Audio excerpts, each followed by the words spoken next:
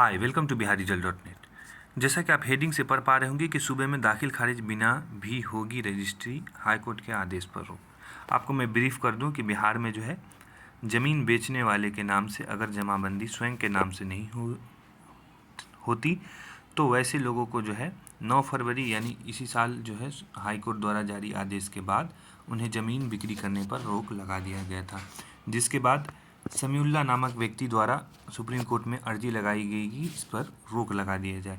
उसी को लेकर कल सुप्रीम कोर्ट ने फैसला दिया है। तो आइए देखते हैं आपको इस फैसले में उन्होंने क्या कहा है। तो आगे देखेंगे, लिखा हुआ कि सुप्रीम कोर्ट ने सोमवार को बगैर जमाबंदी व होल्डिंग के ज़मीन की खरीद बिक्री नहीं होने के पटना हाईकोर्ट के आदेश पर रोक लगा दी। कोर्ट ने इस मामले में विस्तृत सुनवाई के लिए अगली तारीख सितंबर में तय की है। न्यायमूर्ति पीएस नरसिम्हा और न्यायमूर्ति अरविंद कुमार की खंडपीठ ने समीउल्लाह की ओर से दायर एसएलपी पर सुनवाई के बाद यह आदेश दिया। आवेदक की ओर से वरीय अधिवक्ता मनन कुमार मिश्रा, अधिवक्ता विश्वजीत कुमार मिश्रा एवं अंजुल द्विवेदी ने कोर्ट को बताया कि राज्य सरकार ने 10 अक्टूबर 2019 को बिहार निबंधन नियमावली के नियम 19 में संशोधन कर एक नियम जोड़ा गया, जिसके तहत ज़मीन की खरीद बिक्री और दान तभी हो सकता है जब ज़मीन बेचने वाले व दान देने वाले के नाम से जमाबंदी या होल्डिंग कायम हो। ये नियम जोड़ा गया था। हालांकि पूर्व में नियम ये था कि अगर ज़मीन बेचने या दान देने वाले के जो जैसे बाप, दादा, दादी इत्यादि के नाम से, अगर माँ के नाम से है, जिनकी संपत्ति में इनका अधिकार होता है, अगर उनके नाम से भी जमाबंदी है तो उनकी नाम की जमाबंदी को आधार बना के ये अपनी ज़मीन को बिक्री कर सकते हैं। लेकिन इस आगे देखेंगे, लिखा हुआ है कि निबंधन नियमावली में इस संशोधन